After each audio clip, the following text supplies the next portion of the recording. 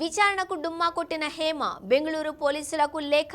అందులో ఏముందంటే, Bengaluru rave party కేసులో పోలీసుల విచారణకు నటి హేమ డుమ్మా కొట్టారు. రేవ్ పార్టీలో దొరికిన వారిలో డ్రగ్స్ తీసుకున్నట్లు ప్రాథమిక నిర్ధారణ అయిన 86 మందికి బెంగళూరు సిసిబి పోలీసులు నోటీసులు జారీ చేసిన విషయం తెలిసిందే. ఈ కేసుకు సంబంధించి సోమవారం రోజు బెంగళూరులోని సిసిబి కార్యాలయంలో విచారణకు రావాలంటూ ఆ నోటీసుల్లో పేర్కొన్నారు. హేమ కూడా ఈ నోటీసులు అందుకున్నారు. అయితే విచారణకు వెళ్లలేదు.